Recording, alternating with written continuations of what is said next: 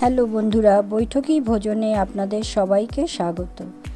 আজ আমি এখানে পটলের খোসাগুলো কিভাবে ফেলে না দিয়ে সেগুলো আমরা বাটা করে খেতে পারি সেই রেসিপিটাই আমি আপনাদের সাথে শেয়ার করব। রেসিপিটা করার জন্য প্রথমে আমি এখানে পটলগুলোকে নিয়েছি, নিয়ে দুপাশে এইগুলো ফেলে দিলাম, বোঁটাগুলো ফেলে দিয়ে এবার আমি পটলগুলোকে একটা পিলারের সাহায্যে এইভাবে ছাড়িয়ে নেব। তো প্রথমে এখানে আমাকে পটলগুলোকে ভালো করে ধুয়ে নিতে হবে, নিয়ে তারপরেই আমি খোসাগুলোকে ছাড়িয়ে নিচ্ছি। খোসাগুলো আমার ছাড়ানো হয়ে গেছে। এবার আমি বাটিতে নিয়ে এগুলো সামান্য জল দিয়ে আমি ভাপিয়ে নেব। বেশিক্ষণ ভাপাবো না, মিনিট দুয়েক ভাপিয়ে আমি জলটাকে ছেঁকে নেব।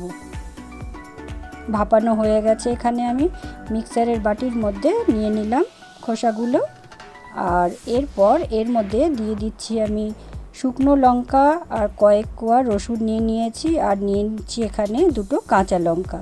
আমি এগুলোকে একটু তাওয়া গরম করে তার মধ্যে সামান্য ভেজে নিচ্ছি, আর সঙ্গে দিয়ে দিচ্ছি আমি এখানে পোস্ত, 1 চামচ পোস্ত নিয়েছি, সেটাকেও আমি ভেজে নিলাম।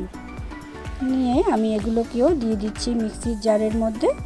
সবগুলো একসাথে দিয়ে আমি এটাকে পেস্ট করে নেব। আর এখানে দিয়ে দিলাম পরিমাণ মতো নুন। পেস্টটা করা হয়ে গেছে। তারপর আমি একটু কড়াইতে সর্ষের তেল নিয়েছি 2 চামচ মতন, আর তার মধ্যে কালো জিরে দিয়ে দিয়েছি। কালো জিরেটা দেওয়ার পর তার মধ্যে আমি বেটে রাখা পটলের খোসাগুলো তাতে অ্যাড করে দিয়েছি। দিয়ে আমি তেলের মধ্যে কিছুক্ষণ রেখে খুব ভালোভাবে নাড়াচাড়া করে বাটার মধ্যে যে এক্সট্রা জলটা আছে সেটাকে টানিয়ে নেব। এই প্রসেসটা করতে হবে, তখন গ্যাসের ফ্লেমটাকে লোতে রেখেই আমাকে কষাতে হবে। এইভাবে দেখুন আমি যেভাবে করছি এইভাবেই আমাকে নাড়িয়ে যেতে হবে। আর আমি এখানে সামান্য চিনি অ্যাড করে দিয়েছি। চিনিটা দেওয়ার পর খুব ভালোভাবে মিশিয়ে ফেলতে হবে, আর বেশ সময় নিয়ে বাটাটাকে একটু কষাতে হবে। আর কষাতে দেখুন এইভাবে কড়াই থেকে ছেড়ে আসছে অনেকটাই, প্রায় জলটা একেবারেই টেনে গেছে। আর এই সময় আমি গ্যাসের ফ্লেমটাকে অফ করে দিয়েছি।